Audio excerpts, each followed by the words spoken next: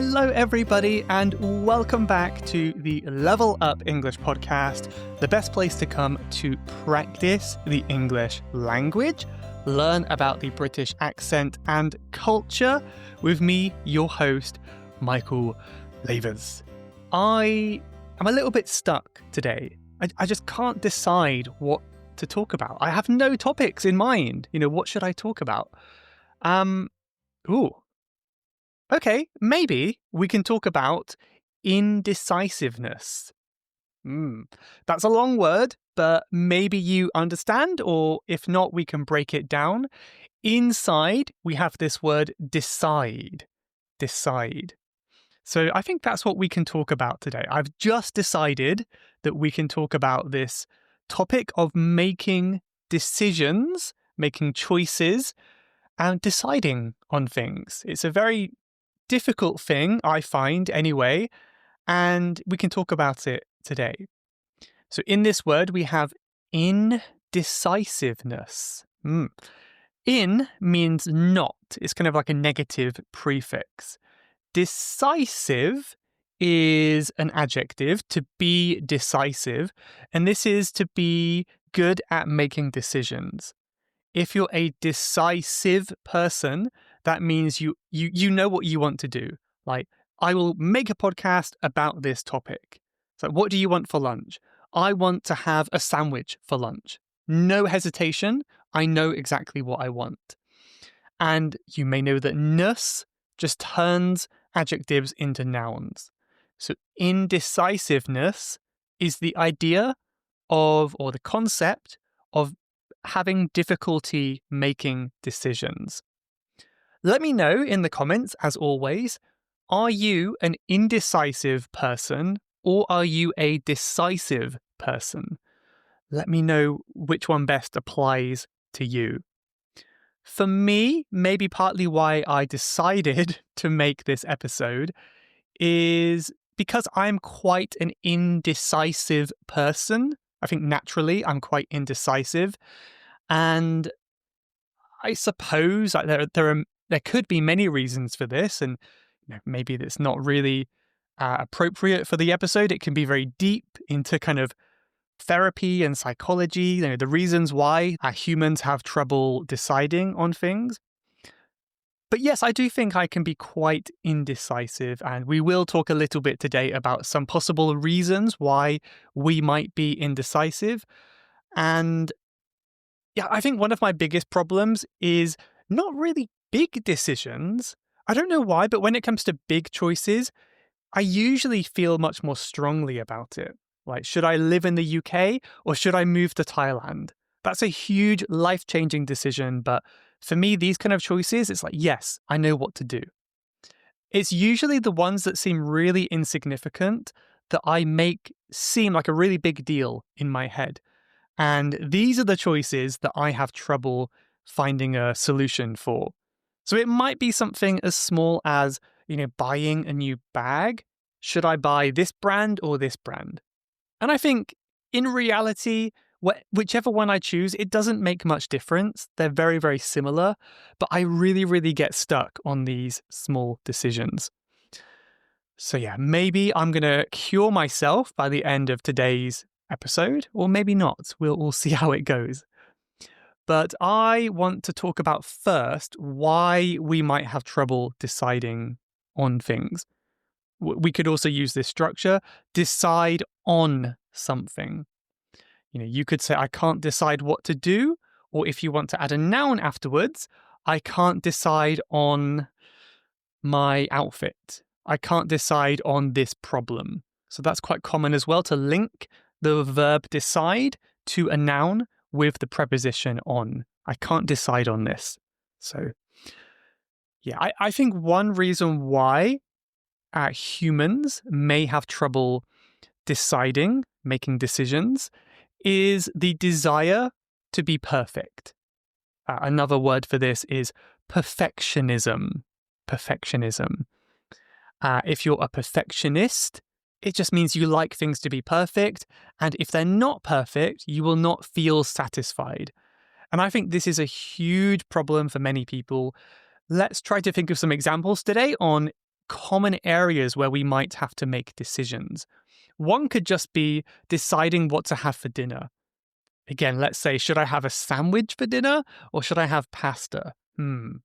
Honestly, both choices might be good. There may not be a big difference between them in terms of, calories and health, but I think many times we overthink these things because we want it to be perfect. We want it to be the healthiest meal possible. We want it to be cheaper as well, the cheapest meal. We want it to be, have all the right nutrition and everything. And yeah, I think the biggest issue is we don't want to regret our choices, because that's a horrible feeling when you feel like you made the wrong choice. So if you're more of a perfectionist, you may have more trouble deciding on what to do. So that's, I think, key number one. I do this a lot. Like, another example is, again, really, really small things, like just planning on where I want to walk. I go for a walk every day, or maybe a bike ride, and I look on the map, maybe on Google Maps, and I try to think, where would be a nice place to go? I do find it's quite nice to plan in advance, but I think sometimes it's not necessary to plan every single route, every single turn and street. You might have a general direction and just go in that area. But no, for me, sometimes I get really stuck because I'm thinking, well, this way could be nice, but then again, this way has a nicer cafe to visit. This way has more shops. And I'm comparing all these different things, and I'm really trying to find the perfect walk. And of course, the fact that I am taking so long to decide means the walk will be shorter. So my indecisiveness is, in some sense, making the walk worse. It's ruining my walk. So if I just decided on something, anything, it might be better than, spending 1 hour planning at home, for example. But yeah, another reason why we might have trouble deciding is fear of failure. Fear of failure. So this is, again, kind of related to what we just said. A lot of these are similar, but this is the fear of making the wrong choice, right? The fear of making the wrong choice. So that can be considered failing. And I think we've all had this before, where we've decided to buy something and we found it just wasn't suitable. The thing that came to mind is when I was in, I don't know if this is the best example, but when I was in Japan, I went to buy some clothes that I needed.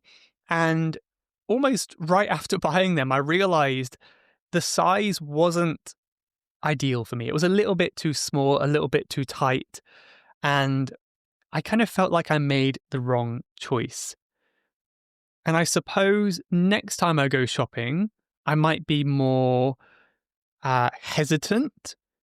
That's an adjective. Or to hesitate is the verb.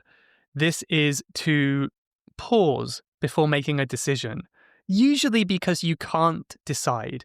To hesitate, it's not something you do on purpose normally. It's something you do by accident. So I may be more hesitant next time because I remember the last time I bought clothes, they were the wrong size. So next time I'm going to be much more careful about buying them, of course, which may be a good thing, but just that memory of buying the wrong clothes might lead me to worry more about deciding in the future. So yeah, could be. I mean, I try to be positive. I try to think of it as, okay, this time it's not great, but next time I will do much better. I try to be optimistic, but looking at it from a negative point of view, it could be making the situation worse as well. And one thing that I really try to remind myself is not making a choice is still a choice. And sometimes it can have even worse consequences than making a choice. And, people say this about voting a lot when you're voting for a new president or political leader, that not voting is still voting. You're still, you're contributing to that person, or, you know what I mean. If you don't vote for Donald Trump and you vote for no one, then he might be more likely to win because the opposition doesn't have a vote. It's one argument that people give a lot anyway, although it could be argued, it could be debated, that's for sure. But yeah, this is something I've noticed in myself, that sometimes I will wait for other people to decide. Kind of like, I'm not sure. Like, do I want to, I don't know, go to the park, or do I want to go to the shopping mall, the shopping center? And maybe I prefer one. I might prefer to go to the park, but I might be quite afraid of making the wrong choice. Like, what if we go to the park and it turns out really bad? It starts raining, I get soaking wet, and I feel regretful. Like, oh, I made the wrong choice. I'm so stupid. That's so annoying. And of course, if someone else makes the decision and they decide for me, in my head, I can blame that person. So sometimes not making a decision is more comfortable because we don't have to deal with the consequences of that decision. And of course, as I said, allowing someone else to decide is also a decision. You're just too scared to make it yourself. So maybe we'll come back to that in a minute, but that's something I've noticed, and it's something that I'm trying to work on as much as I can. The next two areas are, again, really, really similar, so I'm going to talk about them together. And this is one phrase which kind of rhymes, but this is called analysis paralysis. So analysis is just a noun, and it means choosing something, or kind of looking at stuff and comparing the pros and cons to analyze something. Paralysis is another noun, and this is when you can't move. You're stuck, right? It could be a medical condition. If you have a bad accident, like a car crash, you could be paralyzed, where you can't move your body. Or it could be used in a more abstract, figurative way. Like, if you are scared, you might feel like paralysis. Like, you're so scared you can't move. So analysis paralysis is basically when we have so many choices with this, comparing the pros and cons, that we can't do anything. We can't decide on what's best. And yeah, this is related to another phrase called decision fatigue. Very similar. Decision is deciding. Fatigue is feeling very exhausted, is just exhaustion, but like very, very tired, basically. So decision fatigue is, you have too many decisions to make and it drains your energy, basically. So I would say analysis paralysis generally refers to kind of one decision. Like, when I hear this phrase, I imagine going to the supermarket. This is a common thing. I want to buy some rice, but I don't know, maybe especially in Asia, but even in the UK, all over the world, there are like 100 different types of rice. There's long grain, short grain, brown rice, white rice, all these different flavors and sizes and brands, microwave rice, dried rice. In Thailand, you've got different rices for desserts and curries, and it's very complicated. Of course, this is great if you're a cook, if you like to cook. But if you just want some simple rice, this is very overwhelming. And yeah, of course, this applies in many different areas. Rice is just one example. But yeah, this is the kind of place where you might get analysis paralysis. You're stood there in the supermarket aisle, looking at all the rice, like, I don't know what to do. Oh, and actually, here's a great example that came to mind. This always happens to me in the cleaning departments, especially with things like laundry detergent. I hate buying laundry detergent. This is the powder or liquid that you have to put in the washing machine to clean your clothes. I mean, that's even one thing. Like, why is there powder? Why is there liquid? What's the difference between powder and liquid? Which one is best in terms of value? There are so many things. And then even if you just look at the liquid detergents, you've got detergent, you've got fabric softener. It's never labeled clearly. It never really says what it is. You just have to kind of guess. And there's like 50 or 100 different types of detergent, different sizes, different colors, different smells. It's incredibly overwhelming. I don't know if you feel similar, if you also buy detergent, but for me, that's the one where I get really overwhelmed to the point where I make mistakes. I may have said this before, but my first time in Thailand, like 5 years ago, it was also a language problem, but I was really overwhelmed. There were many, many choices, and I couldn't read the writing on them. And I accidentally bought bleach instead of detergent. So I bleached all my clothes and I ruined them. They were all stained, and it was a big problem. Very embarrassing, very stupid. And yeah, more recently, it wasn't a big problem, but this was just last week. I went to buy detergent and I accidentally bought floor cleaner. Luckily, I didn't use the floor cleaner on my clothes. I noticed when I got home. Yeah, but it's not a big problem because I do need to clean the floor anyway, so I will use it eventually. But yeah, they all look so similar. It's overwhelming. I get a big analysis paralysis problem. Let me know if you relate to that. And yeah, when I think of decision fatigue, I think of rather than one decision, it's many decisions.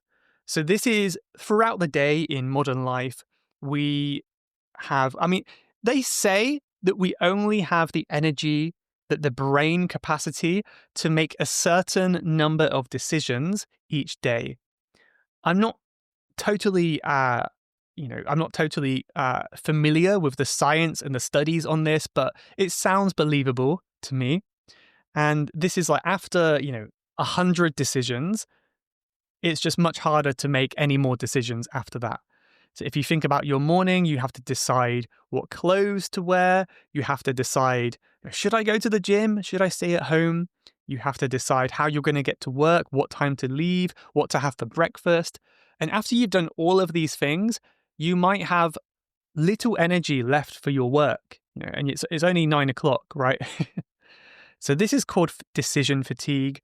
A lot of high performers, like the kind of people in Silicon Valley, in these tech companies like Facebook and stuff like that, a lot of them will try to do things to reduce decision fatigue.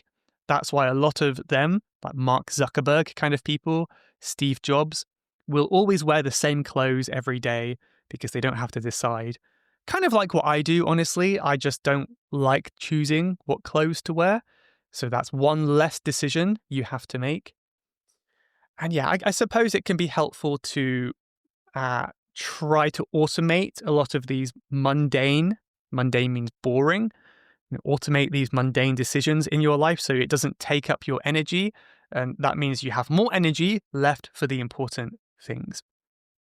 And yeah, another thing that takes a lot of energy is weighing up the pros and cons of a certain thing. This is really a very good problem to have, what I'm going to talk about now, because I'm not complaining. I do think if you have the ability to travel, you're very fortunate. And I am fortunate enough to be able to travel to other countries. I realize that's a very lucky position to be in. But still, I do have this decision fatigue when it comes to choosing where to go. Of course, there are many countries nearby that I'm considering. I want to visit this country or this country. And even harder, it's like, what do you do when you get in that country?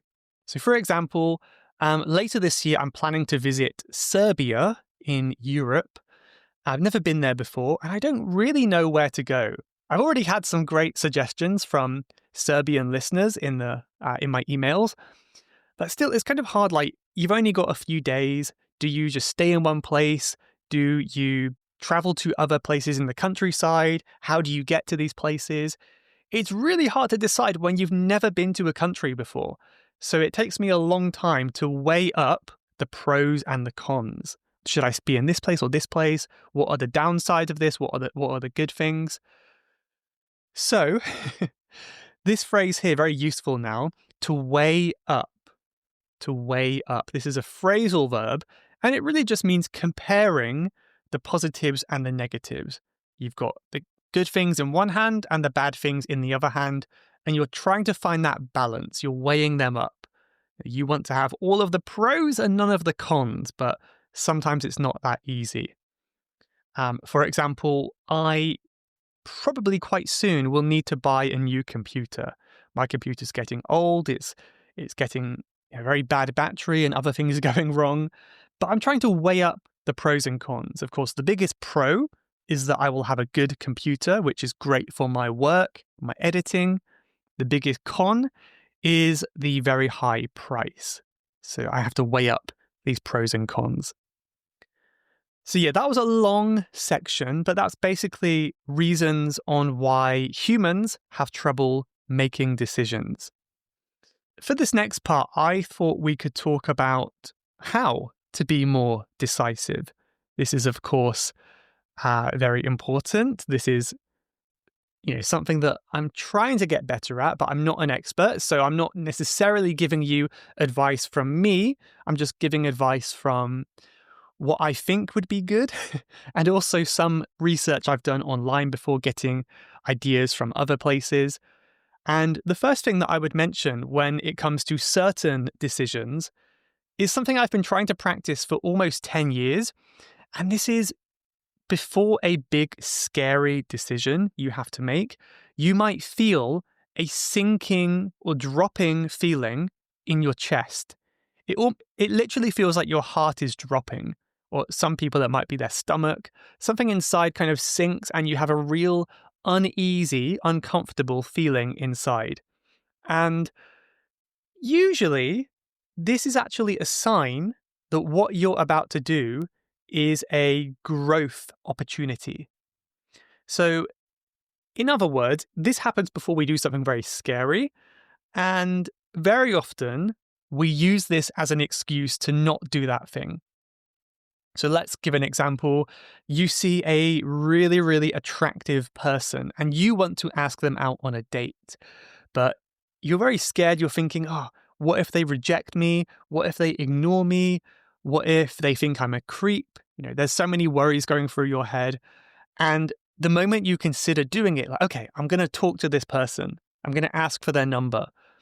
You feel this sinking feeling inside, like this real vulnerable, nervous energy.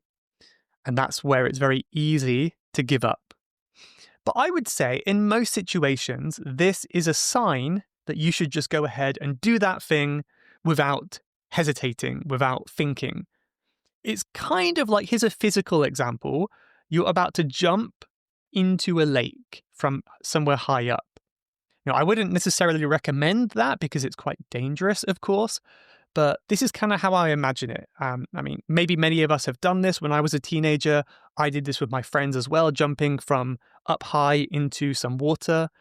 And it's really, really scary. You have that feeling of dropping, the dropping heart feeling in your chest. And if you just push yourself and do it without thinking, it can be quite exciting, to be honest. But it's very easy to feel that and then chicken out, which means give up because you're scared. You chicken out. But yeah, in many situations, I think it's a sign that you should do it.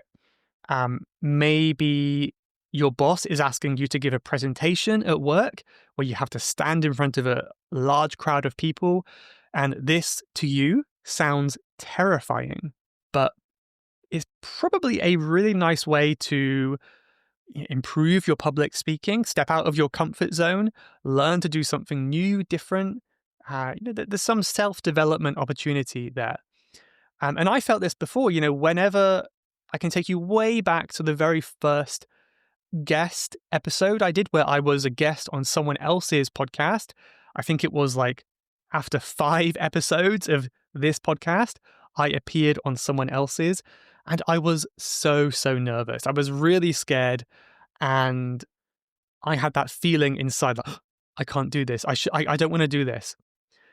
It was very scary beforehand.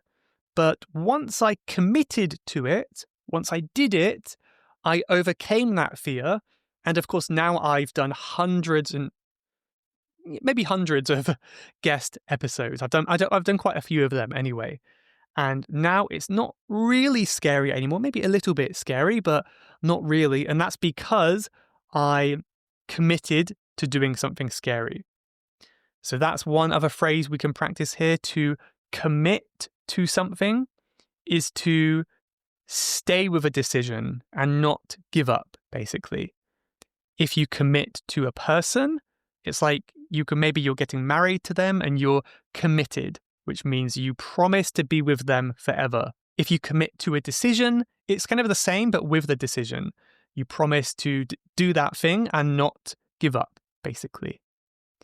So yeah, in summary here, if you feel that sinking feeling in your chest, it may be a sign that you should go ahead and do this thing without hesitating. Consider it. Anyway, think about it. As I said earlier, a big reason why we can't make decisions is the fear of making the wrong choice.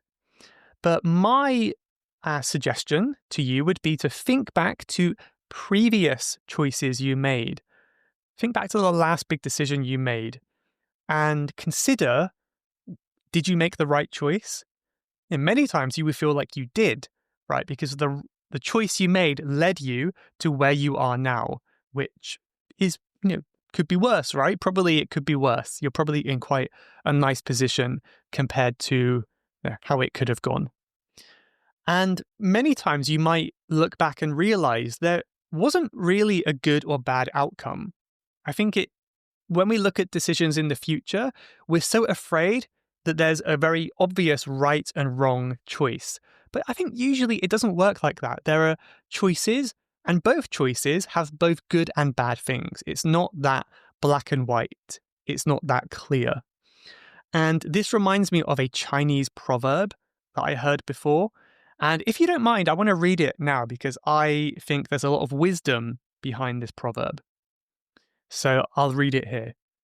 Once upon a time, there was an old farmer who had worked his crops for many years. One day, his horse ran away. Upon hearing the news, his neighbors came to visit. Such bad luck, they said, sympathetically. You must be so sad. We'll see, the farmer replied. The next morning, his horse returned, bringing with it 2 other wild horses. How wonderful, the neighbors said. Not only did your horse return, but you received 2 more. What great luck you have. We'll see, answered the farmer. The next day, his son tried to ride one of the wild horses, and he was thrown off and broke his leg. The neighbors came again and, of course, said, I'm so sorry your son cannot help with farming anymore. What terrible luck you have. And the farmer once again said, We'll see. The next week, the military officials came to the village to conscript or collect young men to fight in the army. The son's leg was broken, so he could not fight in the army. Therefore, he was saved having to fight and risk his life. The neighbors congratulated the farmer, saying, Great news, you must be so happy. The man smiled to himself once again and said, We'll see. So I love this proverb. I think it's very wise. It's often spoken about in Buddhism. And to me, it highlights It highlights that decisions are really never purely good or bad. I mean, the outcome of our decisions. A good thing may happen to you, and it may lead to many good and bad results in the future. And conversely, a bad thing may happen. You may fail your exam. You may get divorced with your partner. You may break your leg. But in the future, good things can happen as a result of that as well. And then, of course, it's a chain of good and bad and good and bad. We never know where life is going to take us. It's not as simple to say there's a good and a bad choice. So just understanding that life is not that simple, I think can actually help you it takes the pressure off when making a decision, right? Here's another tip that I have been trying to consider. I believe it was 1 year ago in my New Year resolution.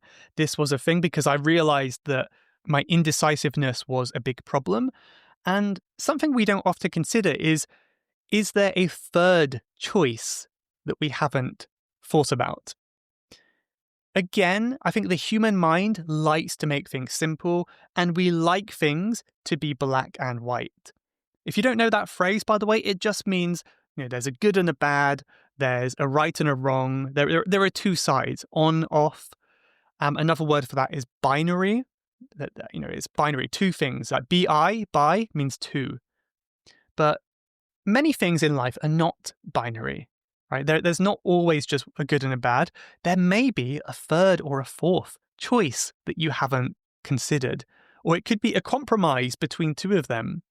So if you go to the supermarket and you can't decide between the white rice or the brown rice, well, maybe there's an in-between rice that you can have that will make you happy, if you can't decide. And maybe you just haven't considered it because of the human mind preferring things to be binary. So that's one thing to consider. It helps me a lot and it gives me some perspective. Another thing I try to do, again, like many things in life, decision making is a skill. And in order to get better at a skill, we need to practice. We need to just keep practicing and getting better over time. So something that I try to do is make more decisions, which sounds a bit strange. It sounds a bit simple. But there are many times in life where you don't really have a preference. Like if someone says to you, you're walking with a friend and they said, should we go left or right? It doesn't really matter. You don't really care, to be honest. They both look the same. But rather than saying, yeah, I don't mind, whatever you think, just make a decision. Say, okay, let's go left. Commit to that simple decision and then kind of deal with the consequences, which in this case might be quite small since it's just a direction. But, you never know. And I think just practicing making daily decisions rather than saying, I don't mind, can be quite a nice way to get better at decision making. And I think also this is a bonus thing, but people might respect you more. Many times we like to say, whatever you think, I don't mind. We want to do that to be polite. But sometimes people love decisive friends. If my friend can just say, I want to go here, it's kind of like a relief for me because they took away the stress of that decision from me. So if you are making more decisions, then your friends may respect you more, they may like you more. It could be a win-win situation. So that's another bonus thing to consider. Another thing that you might consider doing is practice trusting your gut feeling. This is something that we spoke about in a group class recently where we were talking about your gut feeling. And gut is kind of a non-specific word referring to the organs in your stomach area, like your stomach, your intestines. It's not really one specific area. It's basically like your digestive organs, those organs there. But very often, in a similar way that we talk about the heart, we're not talking about the organs in a medical way. We're just talking about that area of the body. And I think you know what I mean. Maybe your language also has the same or similar phrase. But when you have to make a big decision, you have two options. One is to think about it up here in your brain and really go through, again, you're weighing up the pros and the cons. Should I marry this person? They're very pretty, they're very sweet, but they have this one annoying habit that I don't like. They don't have much money. You're thinking very logically about it. But in many cases, especially, in love and this kind of topic, it might be better to trust your gut feeling, which is a feeling you have deep inside. It feels like it often comes from your stomach area. It's like a deep feeling. It's more like an animal instinctual feeling. And often it knows what to do before the brain. It's very strange. It's a strange feeling, but I'm sure you know what I mean. I've had it many times where someone comes up to me. In fact, I had it once in Spain. I was in Spain and a man started talking to me when I was sat down on a bench. And he said, Are you English? Do you know the way to the train station or something like that? And in my brain, this is fine. He asked a simple question. Maybe he's lost. Logically, that's okay. but I had a very bad gut feeling. I still don't know what it was, but something about that situation felt wrong. It felt weird and it felt dangerous. And I turned around and there was a man trying to steal my bag. Fortunately, I shouted and he ran away, so he wasn't successful. But that's one example of how when I trusted my gut feeling and it protected me from danger. So maybe we're noticing some signals, some very small and subtle signs that there is some danger that maybe the brain and the eyes couldn't figure out at first. So yeah, practice trusting your gut feeling. And I think it's more often than not, it's going to be pretty close to being right, I would say. Another framing that I try to consider when making decisions is making things negative. So rather than thinking, let's say you want to buy a new, am I going to buy anything recently? Yeah, I probably in a few weeks, I'm planning to buy a new pair of shoes because my current ones are getting old. And let's say for this example, rather than thinking positively, like, if I get these shoes, will I be happy? I think for some reason, it can be easier to think in a negative way. So let's say someone told me, you're not allowed to buy these shoes. Someone said, you cannot buy these shoes. How would you feel? Right? Or let's say I bought the shoes and someone took them away from me. How would I feel? Would I feel bad? Would I really want them back? Things like that. So think about things from a negative way, and that might give you more perspective, right? Another thing is when you make a decision, rather than thinking about the positive outcomes of your decision, think about the negative outcomes of not making the decision. So rather than thinking about, if I get my new shoes, I'll be able to walk much more comfortably, and this might help, but for me, I find it easier to think about, if I don't get these new shoes, how will my life be if I don't buy them? And maybe it will be the same, or maybe I'm going to have more feet problems. I'm going to get wet feet because I've got holes in my shoes and that kind of stuff. So sometimes thinking in a negative way or switching your kind of point of view can give you more perspective, and it makes things more clear as well. And another point is just talk with someone. This is honestly one of the simplest things that I think can have the biggest effect on your decision-making ability. And this is just share your problems with another person. Sometimes they will have a perspective that you haven't considered, because as we say in English, 2 brains are better than 1. That means 2 people can think more easily than just one person alone. And to be honest, sometimes I don't even necessarily want the other person to reply. If they do, that can be helpful. But sometimes I just say, look, I have a problem. I know it's a silly problem. It's not very important. As I said, it's not usually big problems I struggle with. But I just want to talk about it with you. I want to talk it through and explain to you why I'm struggling with this decision. And I don't necessarily want advice, but maybe when I'm talking to you, I will figure out the answer, right? Because sometimes when we put things into words, it becomes much more simple. And that's exactly what usually happens to me. I have a big decision. I have a lot of big decisions with work, for example, like level up English. A lot of them with the direction of my website, the members website. I'm adding new features all the time, new lessons. I'm always trying to balance adding more content, but not making things too complicated for the users, for the members, because we have so many lessons. I don't want it to be too overwhelming. So I'm always kind of debating between these two things. And sometimes I just talk with someone else and the answer immediately comes to me. Oh, yes, I got it. Thank you. I write it down and the other person hasn't even said a single word. But it's surprising how much that can help. And I think really quickly, just before we move on from this section, I want to address some of the points on my first section on why we can't decide. So I want to kind of go through these very quickly and give a quick solution to each problem. So the first one we said was perfectionism, this desire to be perfect. And one solution to this problem is just understanding or reminding yourself that you will never be perfect. You will never make the perfect decision. You will never have the perfect pair of shoes, the perfect partner. If you look for problems, there will always be problems.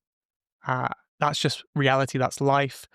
And yeah, whatever you buy or choose, you will probably see there are benefits in the things you did not choose as well. So I think just understanding that goes a long way. And yeah, even though you will never be perfect, everything you do does get you a little bit closer. I think that's a nice optimistic mindset. Whether your decision has good or bad consequences, you learn from the decision and you can do better next time. Just like my issue with the laundry detergent, I made a mistake. Well, I consider it to be a mistake. And next time, I'm going to be wiser and I'm not going to make the same mistake again, hopefully. But yeah, I think rather than perfection, think in terms of direction. Does this decision move me forward in the direction I want to go? That can be a nice reminder. I guess I've already mentioned this. The other point was the fear of failure, fear of making the wrong choice. And I think I'll just refer back to that Chinese proverb again. I don't think there's any such thing as a wrong choice. What might seem wrong at the time can turn out to be great later. Many of us have felt this. If you have ever broken up with a partner, you understand it can be traumatic, emotional. You might cry. You might feel like this is the worst day of my life. But then a few years later, you meet someone else who is even better. And then you think back and you think, breaking up with that person was the best thing that ever happened to me because it allowed me to meet someone better, right? And, if you're going through that now, that's a great way to see some perspective. It might seem unlikely, but you never know what good things can come about from a current bad thing, a bad consequence, right? So yeah, no such thing as wrong. I love that idea. Next one we mentioned was analysis paralysis. This one is definitely the hardest for me.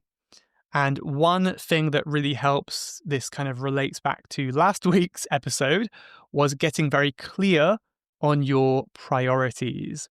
I think you might be fed up of me using that word priority now, right? But if you know what is important to you, every decision will be easier. Actually, come to think of it, this is a great episode to pair with last week, 3:30. It kind of follows on very nicely. But for example, I know myself in terms of like clothing and what I like to wear, colors, comfort, materials, price. I know what I like. And I thought about it a lot. And usually the number one thing that let's talk about a backpack. I love backpacks. I don't know why. But when I'm buying a backpack, the most important thing to me is that it is lightweight because I do a lot of walking, traveling. I just think having a bag that is light is so much easier to carry. You can pack more things in your bag because the bag is not already super heavy when it's empty. So for me, that's the number one thing. And, price and the brand, they come a bit lower down. They're not as important to me. So I think if you know what's important to you, the decisions will be easier because if you go to this website and you want to look at all the bags, you just search for the lightest bag they have, the most lightweight bag, and maybe that's good, or maybe the second lightest. If price is the most important, yeah, easy. Just sort by cheapest first, and then that decision is much easier for you rather than comparing 100 different bags. So again, it seems obvious, but I do think that helps. Also, I do think that sleep can be a big thing. I hate doing this because when I have a problem, I want to solve it right now. But I have to admit, usually if I go to sleep and I wake up, I will either have a much clearer idea on how to solve this problem. Or maybe I will just realize that it's not even a problem. I can actually just ignore it and it's fine. I think sometimes we make things into big problems and then we wake up the next day and we realize, yeah, okay, maybe I was a bit crazy yesterday. And the final one is decision fatigue, as we mentioned. And I kind of mentioned this very briefly. I think the best solution to avoiding decision fatigue is to automate as many things as you can in your daily life once you have decided they're important to you. So when I say automate, this could mean setting up some technological automation on your computer.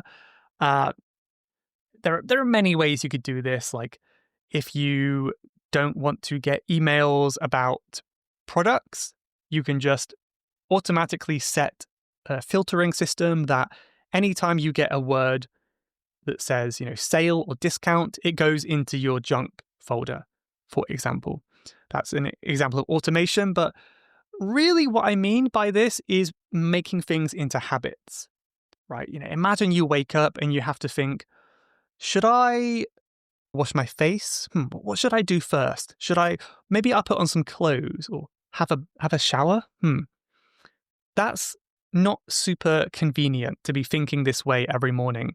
So I'm sure most of us, we have automated this decision because brushing our teeth is a habit.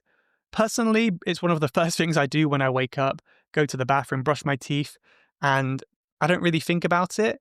So even though it's very, very small, that's one less decision I have to make because it's an automated habit. And think about anything else in your day that you want to do regularly. Try to turn it into a habit, such as studying English. And you don't have to decide every day if you're going to do it, what time to do it, how to do it. That's a lot of energy that is being drained from you. So I think that's basically it. That's basically common ways that we have trouble making decisions and some ideas on how you could improve. As always, if you have any more suggestions or ideas for me, leave them in the comments. You can find these show notes at levelupenglish.school/podcast331. Leave a comment there and say hello, give me your ideas as well. And maybe you can let me know on some choices or some decisions you have made that have improved your life. I can share a couple from my own life. A big one that you might not be surprised to hear is moving abroad. I think changing your environment is a very positive thing you can do in your life, and it changes so many things. If you're not feeling great where you currently live, then if possible, maybe you can move to a different location, and that can have a huge impact on your mental health, on even your physical health, your friendship groups, all this kind of stuff. I mean, even your budget. Thailand, for example, is much cheaper than the UK, so you could probably get more money as well. So little things like that can go a long way. That's one decision I made. Again, it wasn't a big decision. I mean, it was a big decision, but it was an easy decision. Let's say that. And no regrets with that one. Another decision I made was just, I suppose, spending some time creating a language learning routine and sticking with it. Right at the moment, I have decided on a routine that works for me. To be clear, to be open, this routine wasn't made overnight. It's been evolving over many years, and I've been improving it bit by bit all the time. But this was the result of lots of little decisions, and I'm very happy with how it's going. And I think one problem that many of us can have when it comes to language learning is trying to find the perfect routine. We might spend so much time trying to learn what is the best way to learn English, and our time could be much better spent, much more efficiently spent, simply just learning. It's much, much better to learn English in an inefficient way than delay your learning because you want to find the perfect way. Again, this is what we said before. There's no such thing as perfect, so just find a way of learning that you find fun and you think could work, and just do that. Do that for 1 month or 2 months. And if it's not working at the end of those 2 months, if you feel like it could be improved, make a change, improve it. But I would advise, I would caution you not to make too many changes too frequently, too often, because yeah, I think just like going to the gym, you need to be doing something for a certain number of hours and days before you see results. If you keep changing your ideas, it's going to slow down your progress. But okay, that is a lot of talking. I think you can always tell what topics I enjoy more when I talk for longer. Not to say I don't enjoy the other ones, but yeah, this is a topic I love and I'm quite interested in at the moment. But yeah, okay, this is the final section of the show now, and as always, I have an inspiring and motivating quote to finish on. Before we get there, I want to say a quick thank you to some of the listeners who have left comments on Spotify. I'm not a big user of Spotify myself, but I do check the comments occasionally, and I love to say hi to people there. So you can leave a comment, or another great way to say hi and support the podcast is leaving a review on Apple Podcasts. But yeah, I want to say hello on episode 327 to Antonello, who said, I've never been able to listen to English so easily as in your podcast. Your pronunciation is so clear that I can actually listen to it as if it was my native language. Thank you so much for your effort. Well, thank you so much, Antonello or Giuseppe. I really, really appreciate that nice comment. I'm glad you think it's clear for you as well. Another one from Aya, who said, Hi, Michael. I'm Aya from Egypt. I really, really enjoy listening to your podcast. I listen to it during my free time as much as I can. Not only for learning, it also helps me to relax. Thank you so much. Thank you so much, Aya. Right back to you. That's great to hear. That's kind of my goal here on the podcast. I don't want to just be, here is the English rules for this grammar. Here's what to do. I want it to be more casual, more relaxing. I want it to be something you can listen to while you're walking the dog, doing the dishes. That's my goal as well. So hopefully I am achieving both of those goals. Let me know if I can improve in any way. I think I'll say one more thank you, because I had a few comments from this person, to Gailey. And Gailey said, Good morning from Macau. I agree with someone when they said they don't want this podcast to end. It's flowing to listen to. We're not only practicing English, but also shaping our minds as well. And I'm also curious how your life is going in Thailand normally. So thank you, Gailey. That's super cool to hear. I have been to Macau, had a great time there, by the way. But yeah, again, that's kind of a similar compliment, but also very appreciated. And yeah, life in Thailand is great. I suppose I talk about moving here a lot, but I don't talk much about my daily life. I do spend a lot of time exploring new areas. I love seeing markets and going for walks, going cycling. I think I might do that in a future episode. I don't know how interested you will be to hear this, but I think it could be kind of fun to talk about some of the things I do in Thailand, places I explore, habits that I have here, routines I have, stuff like that. I don't know. Could be interesting. Let me know if you think that would be fun or not. If I don't hear any feedback, then maybe I won't go ahead with that episode. But yeah, anyway, thank you to all the Spotify comments. Anyway, let's finish with a quote today. This is from Jim Ron. And he said, Indecision is the thief of opportunity. So indecision is quite similar to the word indecisiveness, but indecision is the thief of opportunity. Right, so this is when you don't decide on something, opportunities may pass you by. Right? Very obvious example, very simple one. If you get a job offer, do you want to work at Google, work at our company Google? And you might be, is it a good idea? Is it a bad idea? You can't decide. And then it's too late. You've lost the chance. So yeah, indecision is the thief of opportunity.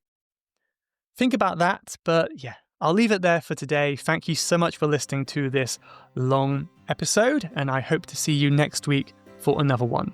Thank you. You have been listening to the Level Up English podcast. If you would like to leave a question to be answered on a future episode, then please go to levelupenglish.school/podcast. That's levelupenglish.school/podcast. And I'll answer your question on a future episode. Thanks for listening.